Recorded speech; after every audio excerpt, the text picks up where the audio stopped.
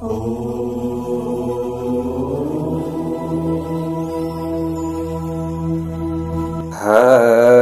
ओम। स्वस्ति श्री गणेशाय नमः। ओम नमो भगवते वासुदेवाय। ओम श्री हरये नमः। ओम यौतौ शंख कपाल भूषित करौ मालास्थिमालाधरौ देवौ द्वारवती श्मशान निलयौ नागारि गोवाहनौ द्वित्रक्षौ बलिदक्षयज्ञमथनौ श्रीशैलजावल्लभौ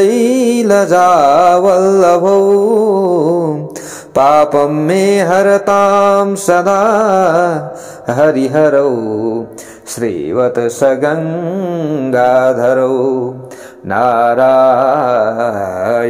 नमस्कृत्य नरं चैव नरोत्तमं देवीं सरस्वतीं व्यासं ततो जयमुदीरयेत्। भक्तवत्सल भगवान को जय। श्री हरिवंश पुराण को जय। समादरणीय वंदनीय प्यारा प्यारा भक्त सज्जन वृन्द, हजुरहरु समक्ष हामीले श्री हरिवंश पुराण कथा राखिरहेका छौं। प्यारा भक्त भागवतहरु, जब भगवान श्री कृष्ण र शंकर्षण गोमन्त पर्वतमा आउनुहुन्थ्यो त त्यो समयमा जरासन्धले वरिपरिबाट चाहिँ के झिक्रा झिक्री ल्यायो, विभिन्न सुकेका चाहिँ पात पतिंगरहरू बटुलेर गोमन्त पर्वतको वरिपरि चारैतिरबाट उसले के गर्दियो, आगो लगाइदियो। भक्तवत्सल भगवानको जय जय होस्। त्यसपछि अब यहाँ प्यारा भक्त भागवतहरु, बलरामजीले भन्नुभयो, हे श्री कृष्ण, कि यो गोमन्त पर्वतमा आगो लाग्यो के कारणले गर्दा? हाम्रो कारणले। भोलि यहाँ कसैको क्षति भयो भने यसको दोषी हामी हुन्छौं, किनभने हाम्रो कारणले गर्दा जरासन्धले आगो लगाएको हो नि त। भलै ही जरासन्धले आगो लगायो यो देखिन्छ, तर कारण कसको? हाम्रो कारणले हो। त्यसैले हामीले यो पाप भोग्नु हुँदैन, बरु हामी यहाँबाट जाउँ। यसरी यहाँनेरि बलरामजीले भन्नुभयो, प्यारा भक्त भागवतहरु, ल हेर्नुहोस् है, त यी सबै क्षत्रियहरू यो गोमन्त पर्वतलाई पूर्ण रूपमा जलाएर कवच आदिद्वारा सुसज्जित भएर रथमा बसेर जुन ठाउँमा ठिक पर्छ त्यसै ठाउँमा युद्ध गर्न ज्यादै उत्सुक भइरहेको देखिरहेका छन् यिनीहरू। यसरी भन्नुभयो। त भगवान श्रीकृष्णसँग यति भनिसकेपछि सुमेरु पर्वतबाट, अब हेर्नुहोस् यहाँ प्यारा भक्त भागवतहरु, अब गोमन्त पर्वत भनेर यहाँ अगाडि आएको थियो प्यारा भक्त भागवतहरु, अहिले यहाँ के आएको छ? सुमेरु पर्वत। ल हेर्नुहोस्, मैले भनेको थिएँ नि प्यारा भक्त भागवतहरु, एउटै पर्वतको नाम धेरैवटा हुन सक्दछ, हामीले यसरी बुझ्नु पर्दछ। ल हेर्नुहोस् है, अब यहाँ यही कुरो बताइएको छ, जुन कुरो यहाँ छ त्यही कुरा हामीले बताउनु पर्छ। एव मुक्त्वा गिरेहे श्रृंगान मेरु श्रृंगा दिवो डुरात। मेरु श्रृंगा भनेर आयो। फेरि यहाँ के भयो? सुमेरु पर्वतबाट तलतिर ओर्लने जो चन्द्रमा हुन्छन् नि, चन्द्रमाको कान्ति जस्तै भएर प्यारा भक्त भागवतहरु अब गोमन्त पर्वतको टुप्पोबाट प्यारा भक्त भागवत बलरामजी पनि हाम फाल्नु भयो। अब यहाँ भगवान श्रीकृष्णजी पनि हाम फाल्नु भयो। ल हेर्नुहोस् है, बलरामजी गोमन्तको टुप्पोबाट हाम फाल्नु भयो, यसरी बताइएको छ। त त्यस समयमा बलरामजी कदमको अमृत वा महको नशाका प्रभावले अलिअलि उन्मत्त जस्तै हुनुभएको थियो। उहाँको शरीरमा नीलो कपडा शोभायमान भइरहेको थियो। उहाँको मुखको वर्ण गोरो थियो। उहाँ शरद ऋतुको चन्द्रमा जस्तै उज्जवल कान्तिद्वारा प्रकाशमय हुनुभएको थियो। उहाँले एउटा कानमा ज्यादै सुन्दर कुण्डल लगाइराख्नु भएको थियो अनि उहाँको शिरमा मनैलो भ्याउने किसिमको मुकुट शोभायमान भइरहेको थियो। भगवान श्रीकृष्णका दाजु बलरामजी आफ्नो शिर तलतिर पारेर ती राजाहरूका बीचमा नै हाम फाल्नु भयो। अरे प्यारा भक्त भागवतहरु, यस्तो कथा छ यहाँनिर। त यसरी बलरामजीले आम फालिसकेपछि कालो बादलको जस्तै कान्ति हुनुभएका जो अतुलनीय पराक्रमी परब्रह्म परमात्मा भगवान श्री कृष्णले पनि त्यो गोमन्त पर्वतको चुचुरोबाट हाम फाल्नु भयो। यसरी हाम फाल्दाका अवस्थामा भगवान श्री कृष्णले त्यो सर्वोत्कृष्ट पर्वतलाई आफ्नो दुवै गोडाले तलतिर के गर्नु भयो अरे थिच्नु भयो अरे, उँधो थिच्नु भयो र हाम फाल्नु भयो। उहाँको थिचाइको दबाब परेपछि त्यो पर्वत चारैतिरबाट जलमग्न जस्तै भयो। ल हेर्नुहोस् है के भयो, त्यो पर्वत नै जलमग्न भयो, वरिपरि जल भयो, बिचमा पर्वत भयो। त त्यसमा भएका एउटा एउटा ढुङ्गा पानीले भिजे अरे, एउटा एउटा ढुङ्गा पनि के भयो, पानीले भिजे। आफ्ना कञ्चटबाट मदका थोपा खसाउने हात्ती जस्तै गरी पानीको स्रोत बग्न थाल्यो। त त्यो पानीद्वारा त्यहाँ लगाइएको आगो तत्कालै निभ्यो।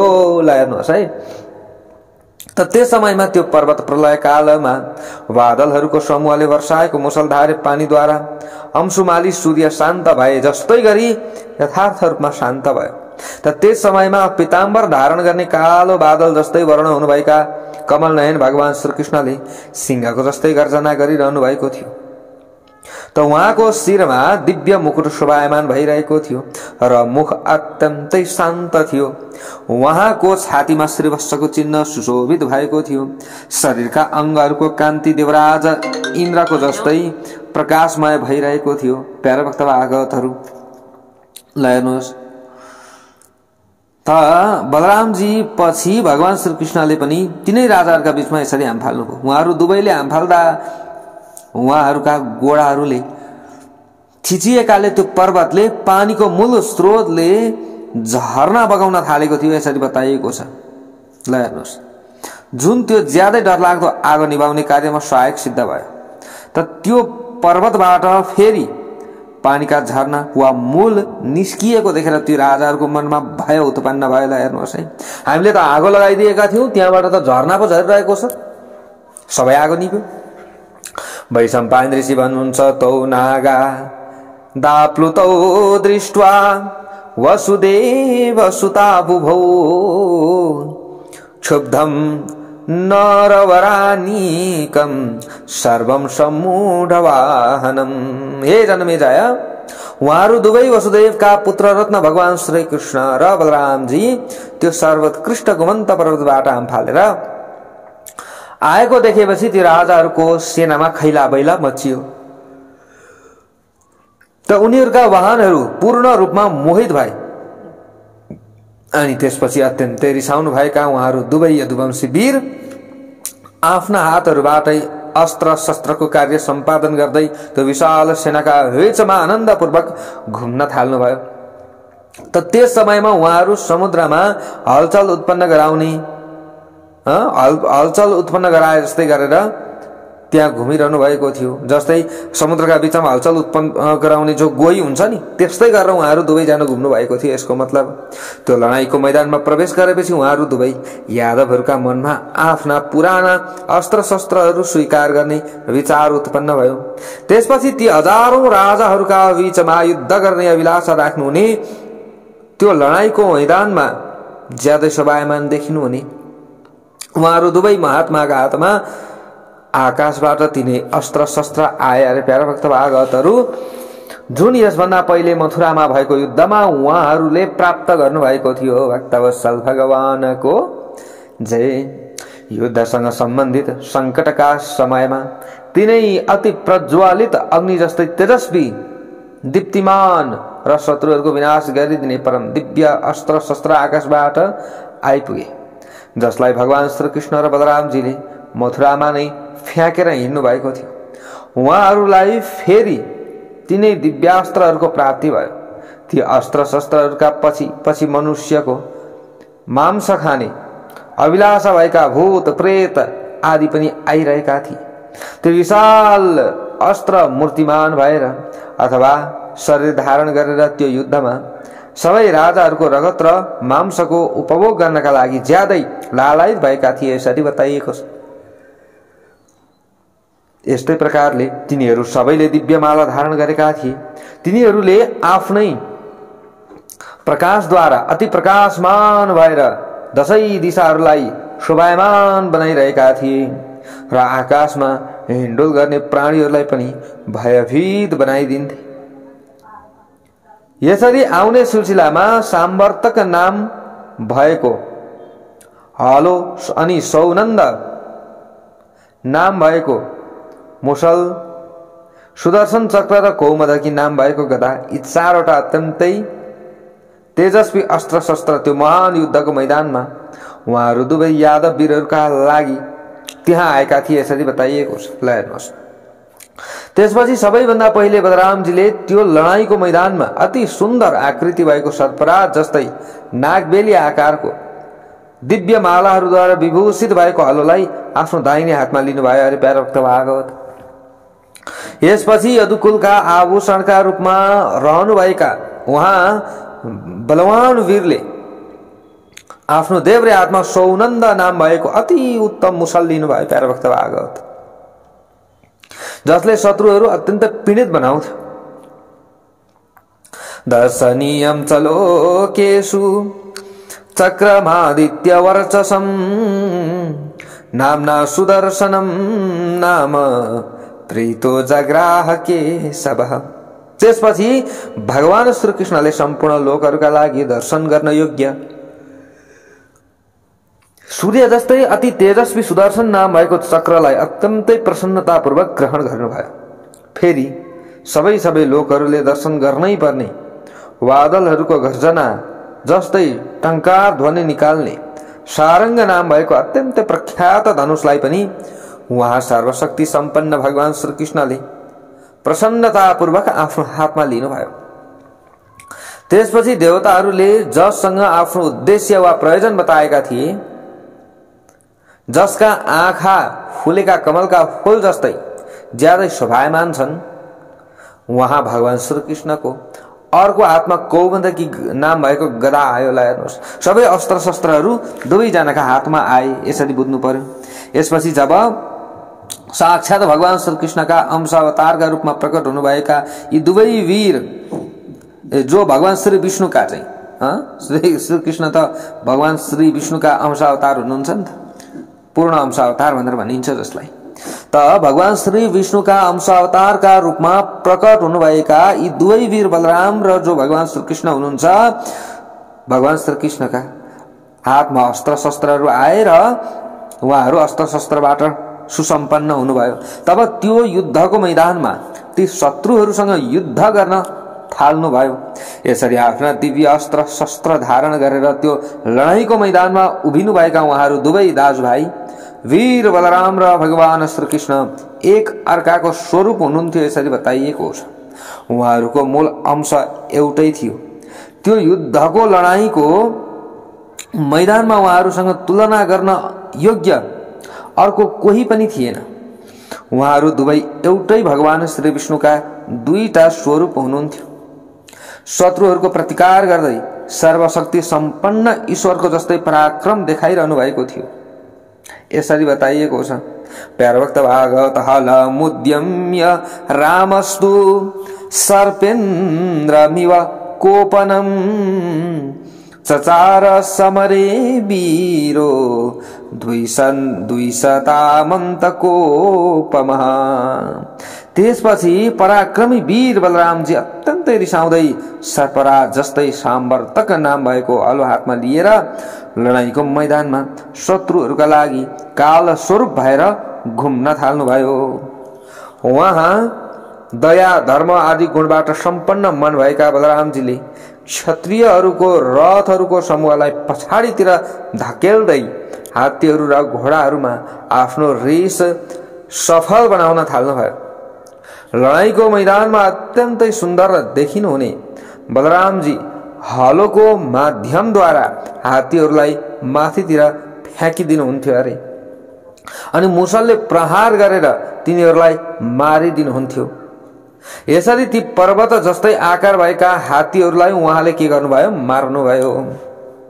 ते वध्यमाना रामेण समरे क्षत्रियर्षभः जरासन्धान्तिकं भीता वीरथाः प्रति जगमिरे। हेर्नुहोस्, त त्यो लडाईँको मैदानमा बलरामजीद्वारा मार खाएका ती क्षत्रिय शिरोमणि योद्धाहरू रथ विहीन भएपछि, विरथा भनेको रथ विहीन भएपछि अत्यन्तै भयभीत हुँदै भागेर जरासन्धका नजिकमा गए अरे। जरासन्धान्तिकम, अन्तिकम भनेको नजिकै, ल हेर्नुहोस् त्यहाँ गए। त त्यसपछि दृढतापूर्वक क्षत्रिय धर्मको पालना गर्ने जरासन्धले उनीहरूसँग भने अरे प्यारा भक्त भागवतहरू, लडाईँको मैदानमा आएर पनि यस किसिमको डर छेरुवापन देखाउने तिमीहरूको यो क्षत्रिय वृत्तिलाई के छ? धिक्कार छ।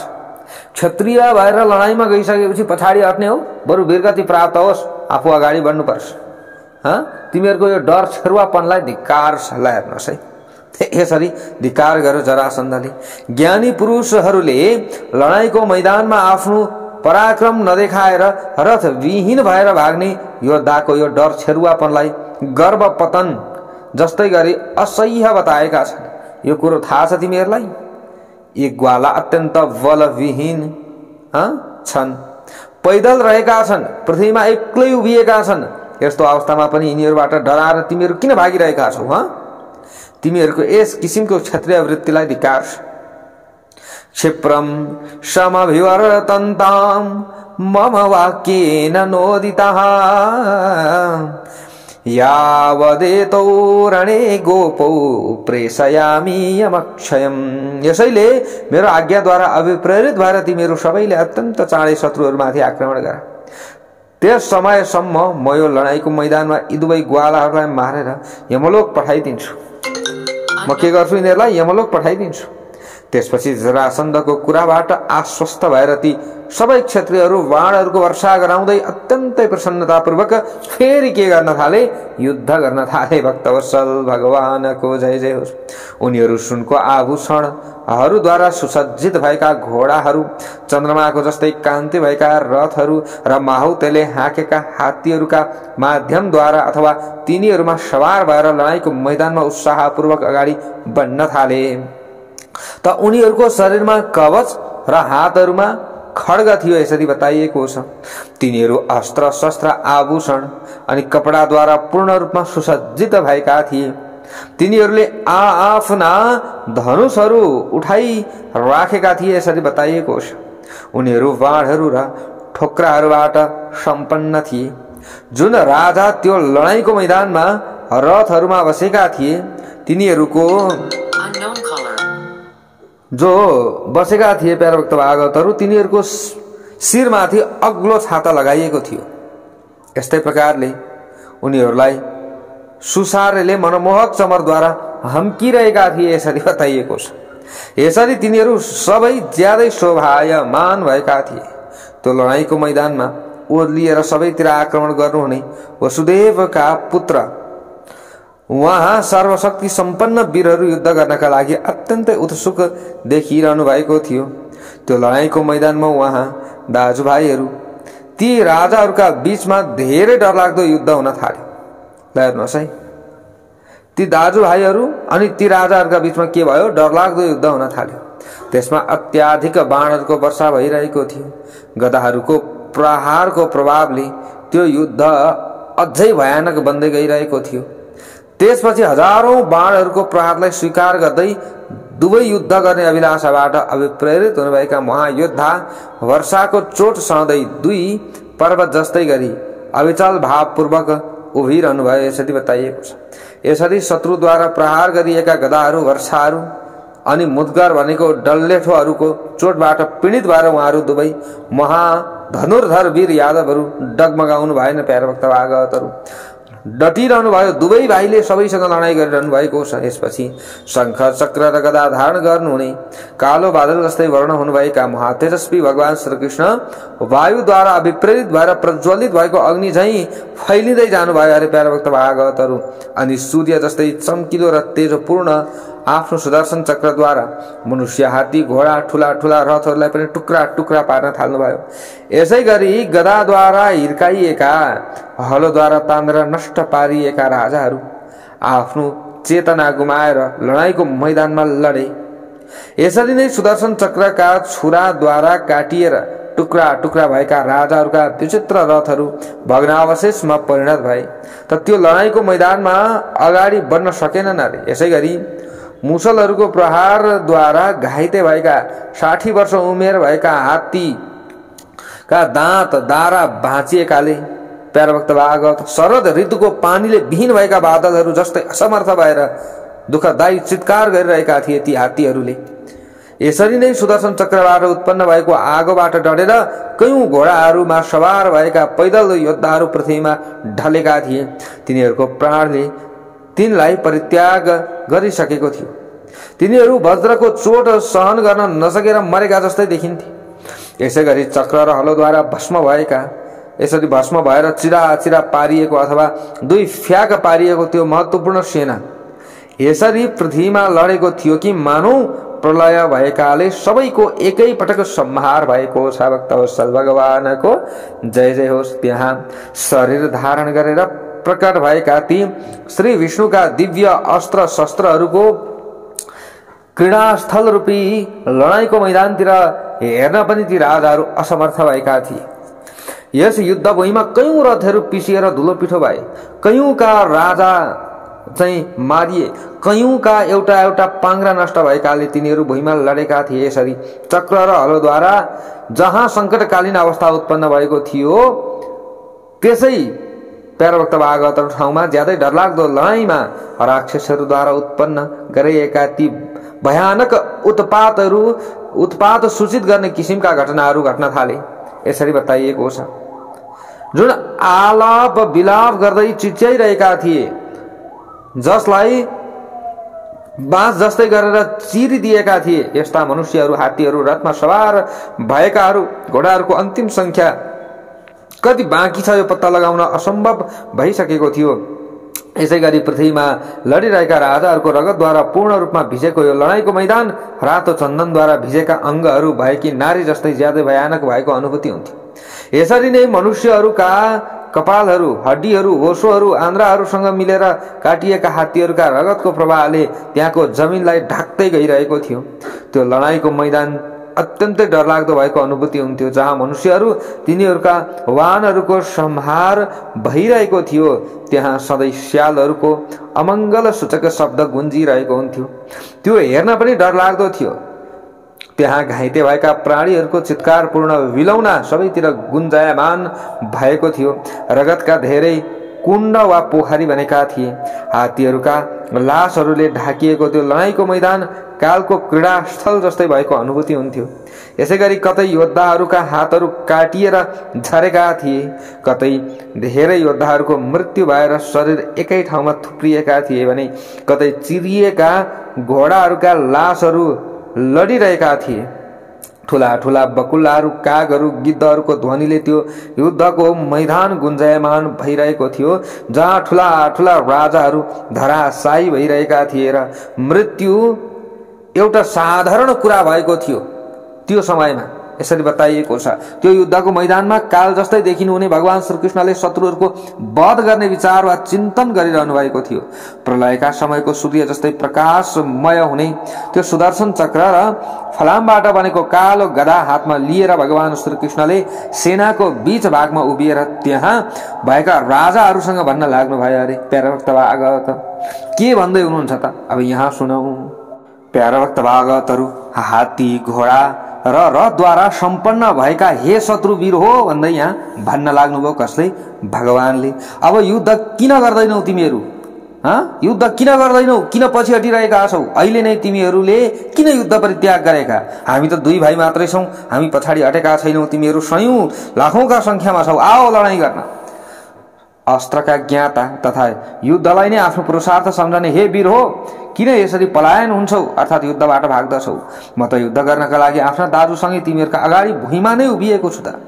जसले युद्धलाई दोषबाट सम्पन्न देखेको छैन, जसले तिमीहरूको पालन पोषण गरिरहेको छ, त्यो जरासन्ध अहिले हामीहरूका अगाडि किन आइरहेको छैन? कहाँ गयो त्यो? यसरी भगवानले ललकार्नुभयो। एव मुक्ते तु नृपतिर दरदो नाम वीर्यवान रामम हरा ग्रोग्रभुजम प्रत्ययात सैन्य मध्यगम। भगवान श्रीकृष्णले यसो भन्नु भएपछि पराक्रमी राजा दरद सेनाको बीचमा उभियो। ल हेर्नुहोस्, भगवान श्री कृष्णले यति भन्नु भइसकेपछि के भयो अरे त भन्दा जो पराक्रमी थियो राजा दरद नाम गरेको त्यो सेनाहरूको बीचमा उभियो अरे प्यारा भक्त भागवतहरू। अनि त्यसरी उभिसकेपछि प्यारा भक्त भागवतहरू हलो अगाडिको भागद्वारा डरलाग्दो हात भएका बलरामजीका अगाडि आयो अरे। यसरी किसानले आफ्नो गोरुसँग कुराकानी गर्दछ, के अरे जसरी किसानले चाहिँ आफ्नो गोरुसँग कुराकानी गर्दछ त्यस्तै प्रकारले उसले राता राता आँखा भएका जो बलरामजी हुनुहुन्थ्यो प्यारा भक्त भागवत बलरामजीसँग भन्न लाग्यो अरे, शत्रुहरूको विनाश गरिदिने हे राम आऊ आऊ मसँग युद्ध गर। बलरामजीलाई उसले ललकार्यो। कसले? दरदले, जो पराक्रमी राजा थियो दरद नाम गरेको त्यसले ललकार्यो। यी बलरामजी र दरद दुवै जगतमा सर्वोत्कृष्ट वीर थिए अरे प्यारा भक्त भागवत। यसरी बताइएको छ। त त्यो लडाईँको मैदानमा तिनीहरू दुवैका बीचमा दुईवटा हात्ती आपसमा लडिरहे जस्तै गरी अत्यन्तै भयानक युद्ध हुन थाल्यो। त्यसपछि बलवानहरूमा सर्वश्रेष्ठ बलरामजीले त्यो लडाईँको मैदानमा दरदको काँधमा हलो अड्काएर त्यसलाई मुसलले हिर्काउनु भयो। यसरी बताइएको छ। यसरी मुसलद्वारा हिर्काएको दरदको टाउको उसको शरीरमा नै घुस्यो र त्यो चिरिएको पर्वत जस्तै भएर पृथ्वीमा लड्यो। भक्तवत्सल भगवानको जय जय होस्। त यस्ता प्रकारले राजाहरूमा सर्वश्रेष्ठ त्यो दरद बलरामजीद्वारा मारिएपछि राजा जरासन्ध बलरामजीसँग अत्यन्तै डरलाग्दो र रोमाञ्चकारी युद्ध गर्न थाल्यो। त त्यस समयमा देवराज इन्द्रको वृत्रासुरसँग युद्ध भइरहेको अनुभूति हुन्थ्यो। त ती दुवै अति पराक्रमी वीर हातमा गदाहरू लिएर पृथ्वीमा हल्लाउँदै एक अर्कातिर दौडिए। दुईटा ज्यादै विशाल गदा उठाएका उनीहरू दुवै महामनस्वी योद्धा शिखरहरूले सम्पन्न भएका दुईटा पर्वतहरू जस्तै देखिन्थे। ती दुवै पुरुष श्रेष्ठ वीरहरूले यस्तो डरलाग्दो युद्ध गरिरहेको देखेपछि अन्य योद्धाहरूका बीचमा भइरहेका युद्ध रोकिए। त गदा युद्धमा अत्यन्तै ख्याति कमाएको जरासन्ध जो छ, जरासन्ध र बलरामजी अत्याधिक मात्रामा रिसाएर एकले अर्कालाई आक्रमण गर्दथे अरे प्यारा भक्त भागवत। ताबु भौ परमाचार्यौ लोके ख्यातौ महाबलौ मत्ता विव महानागा वन्योन्यम समधावताम। त ती दुवै अत्यन्त शक्तिशाली वीरहरूलाई संसारमा गदा युद्धमा उत्तम आचार्य मानिन्थ्यो। कसलाई? बलरामजी र दरदलाई। त उनीहरू दुवै मद भनेको हात्तीको कञ्चटमा चुइने जुन रस हुन्छ नि, मदले उन्मत्त भएका ज्यादै ठूला शरीर भएका हात्तीहरूले जस्तै गरी एकले अर्कालाई आक्रमण गर्दथे। यसरी बताइएको छ प्यारा भक्त भागवत। ल हेर्नुहोस् है, यसरी के गर्दथे? आक्रमण गर्दथे एकले अर्कालाई। त त्यस समयमा यिनीहरू दुवैका बीचमा भएको त्यो लडाईँ कस्तो थियो त भन्दा एकदम डरलाग्दो लडाईँ थियो। त्यो हेर्नका लागि त्यहाँको आकाशमा देवता, गन्धर्व, सिद्ध अनि यस्तै प्रकारले देवता, गन्धर्व, सिद्ध अनि महर्षि, यक्ष, हजारौं अप्सराहरू त्यो समयमा आए अरे के हेर्नका लागि? त्यो युद्ध हेर्नका लागि, त्यो लडाईँ हेर्नका लागि प्यारा भक्त भागवतहरू भक्तवत्सल भगवानको जय जय होस्। यहाँ भनिएको छ हे राजन, त यसरी देवताहरू अनि यस्तै प्रकारले देवताहरू अनि यक्षहरू, गन्धर्वहरू र महर्षिहरूद्वारा सजिएको त्यहाँको आकाश नक्षत्रहरूद्वारा पूर्ण रूपमा ढाकिए जस्तै शोभायमान हुन थाल्यो। यसपछि राजा जरासन्ध बायाँतिरबाट मौका पाएकाले बलरामजीमाथि जाइ लाग्यो र बलरामजीले दाहिनेतिरबाट उमाथि आक्रमण गर्नुभयो प्यारा भक्त भागवत। त ती दुवै गदा युद्धमा अत्यन्त सिपालु वीरहरू थिए र ती वीरहरूले एकले अर्कालाई प्रहार गर्न थाले। जसरी दुईटा उन्मत्त हात्तीले आफ्ना दाराहरूद्वारा एकले अर्कालाई प्रहार गर्दछन्, अर्थात् चोट पुर्याउँदछन्, त्यसै गरी गदाहरूद्वारा प्रहार गरेर तिनीहरूले दशै दिशा गुन्जायमान बनाउन थाले। त्यो रणभूमिमा बलरामजीले प्रहार गर्नुभएको गदाको शब्द वज्र परेको जस्तै ज्यादै भयानक सुनिन्थ्यो। राजा जरासन्धको गदाको ध्वनि चिरिएको पहाडबाट निस्किएको शब्द जस्तै सुनिन्थ्यो। जसरी वायुले विन्ध्याचल पर्वतलाई हल्लाउन सक्दैन, त्यसैगरी जरासन्धले प्रहार गरेको गदा धारण गर्नेहरूमा सर्वोत्कृष्ट बलरामजीलाई हल्लाउन सक्दैन थियो। अरे ल हेर्नुहोस्, जरासन्ध पनि उस्तै बलशाली थियो। प्यारो भक्त भागवत, यसै गरी बलरामजीले प्रहार गर्नुभएको गदाको चोट मगध देशको राजा जरासन्धले अत्यन्त धैर्यतापूर्वक मुस्किलले सहन गर्दथ्यो र कौशलपूर्वक त्यसलाई विफल बनाइदिन्थ्यो। त्यस समयमा आकाशबाट सबै मनुष्यहरूले स्पष्ट रूपमा सुन्ने गरी दैवी आवाज आयो। अरे प्यारो भक्त भागवतहरू, अर्कालाई सम्मान गर्नुहुने हे बलरामजी, यो जरासन्धको वध तपाईँको हातबाट कुनै अवस्थामा पनि हुन सक्दैन। अगाडि पनि यसरी नै चाहिँ आकाशवाणी भएको थियो, अहिले पनि भयो। यसैले धेरै दुःख नगर्नुहोस्, यसको मृत्युको विधान मैले बनाइदिएको छु। यसैले तपाईँले यो युद्ध परित्याग गरिदिनुहोस्। अबको केही समय पछाडि नै यो मगध देशको राजा जरासन्धको मृत्यु हुनेछ। यस किसिमको आकाशवाणी सुनिसकेपछि जरासन्धको मन अत्यन्तै उदास भयो। त्यस पछाडि बलरामजीले उसलाई फेरि प्रहार गर्नु भएन। ती दुवै वीरहरूले युद्ध परित्याग गरिदिए। हे महाराज जन्मेजय, कसले भन्दै हुनुहुन्छ? वैशम्पायन ऋषि। यसभन्दा पहिले यी वृष्णि वंशी योद्धा र ती राजाहरूले लामो समयसम्म एकले अर्कालाई प्रहार गरिरहेका थिए। अब राजा जरासन्ध पराजित भएर त्यहाँबाट पलायन हुन थाल्यो, भाग्न थाल्यो। त्यसपछि उनको सबै सेना खाली भयो। उसको विशाल रथ पछाडितिर फर्कियो। ती राजा जरासन्ध आदि बाघले सुँगेका मृगहरू जस्तै गरी मनमनै अत्यन्तै डराएका थिए। यसैले आफ्ना हात्ती घोडा रथहरूलाई अगाडि लगाउँदै ती लडाईँको मैदानबाट भागेर बाहिर निस्किए। जसको घमण्ड नष्ट भइसकेको थियो, ती महारथी राजाहरूद्वारा परित्याग गरिएको त्यो अत्यन्तै डरलाग्दो लडाईँको मैदानमा प्राय मासुको भोजन गर्ने जीव जन्तु मात्र बाँकी रहेका थिए। अरे त्यो समयमा यसैले त्यो अत्यन्तै भयानक भएको अनुभूति हुन्थ्यो। जब मुख्य रथीहरू युद्धको मैदानबाट भागेर गए, त्यसपछि महातेजस्वी चेदी देशको राजा दमघोषले यादवहरूसँग स्थापित भएको आफ्नो सम्बन्धको स्मरण गर्दै भगवान श्रीकृष्णकै अनुसरण गर्यो। अरे प्यारो भक्त भागवतहरू, निर्मल आत्मा भएका हे जन्मेजय, त्यो कारुस र चेदी देशका सेनाहरूद्वारा घेरिएको दमघोष चेदी देशको राजाले भगवान श्रीकृष्णसँग सम्बन्ध बढाउने अभिलाषा लिएर उहाँसँग भन्यो। अरे प्यारो भक्त भागवतहरू, यादव कुलका आभूषण हे श्रीकृष्ण, म तपाईकी फुपूको पति हुँ र म आफ्नो सेना सहित तपाईका नजिकमा आएको छु। हे प्रभु, तपाईँ मेरा लागि अत्यन्त प्रिय हुनुहुन्छ। मैले यो अत्यन्तै मन्द बुद्धि भएको राजा जरासन्धलाई पनि तैँले यस किसिमले श्रीकृष्णसँग युद्ध गर्ने अभिलाषा परित्याग गरिदे भनेको थिएँ। उसलाई पनि मैले भनेको थिएँ, तर उसले यो कुरा मानेन। युद्ध गर्न तयार भयो अनि आयो। मैले उसलाई सम्झाएको थिएँ, उसले मेरो यो भनाइको निन्दा गरेको थियो। यसैले अब मैले त्यसलाई पूर्ण रूपमा परित्याग गरिदिएँ। अब म तपाईँको साथमा छु। यो युद्धमा तपाईँद्वारा पराजित भएर त्यो जरासन्ध आफ्ना साथीहरूसहित यहाँबाट भागेर गइसकेको छ। तर त्यो राजा आफूमा भएको वैर भावलाई परित्याग गरेर, अर्थात् मित्रताको हात अघि बढाउने अभिलाषा लिएर आफ्नो नगरमा फर्किरहेको छैन। यसैले उसले फेरि पनि तपाईप्रति नै अर्को पापपूर्ण कार्यको प्रदर्शन गर्नेछ। यसैले तपाईँले अत्यन्तै चाँडै यो भूमिलाई परित्याग गरिदिन उचित हुन्छ। यो मरेका मनुष्यहरूको लासले भरिएको छ। यहाँ सबैतिर हिंस्रक प्राणी मात्र व्याप्त छन्। अब यो स्थान मनुष्यहरू नभएको राक्षस आदिका लागि मात्र उपयोग गर्न योग्य छ। हे श्रीकृष्ण, अब हामीहरू सैनिकहरू र सेवकहरू सहित करवीरपुरमा जाउँ। ल हेर्नुहोस्, अब त्यहाँबाट कहाँ? करवीरपुरतर्फ। ल हेर्नुहोस् है, त्यहाँ श्रीगालको नामबाट प्रख्यात भएका राजा वासुदेव रहेका छन्। हामीले उनीसँग भेटघाट गरौँ। यी दुईटा अत्यन्तै सर्वोत्कृष्ट रथहरू तपाईँका लागि तयार गर्न लगाएको छु। यी दुवैमा अति तीव्र गति भएका घोडाहरूले तान्नेछन्।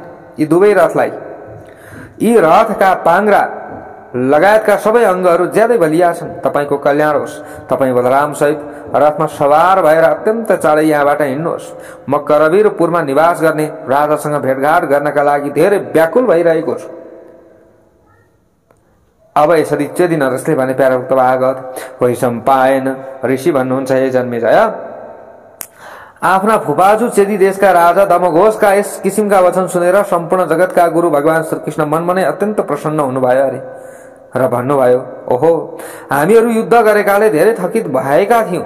तपाईले एउटा अति नजिकको बान्धवले जस्तै गरेर आएर आफ्नो देश र समय अनुसार उचित वचन रूपी पानीले हामीलाई नुहाइदिनु भयो। हामी शान्त भयौं। हे चेदी नरेश, यो संसारमा स्थान र समय अनुसारको कल्याणदायक वचन बोल्ने वा व्यवहार गर्ने मनुष्य अत्यन्तै दुर्लभ छन्। हे चेदी देशका अधिपति, तपाईको दर्शन पाएर हामी सनाथ भएका छौं।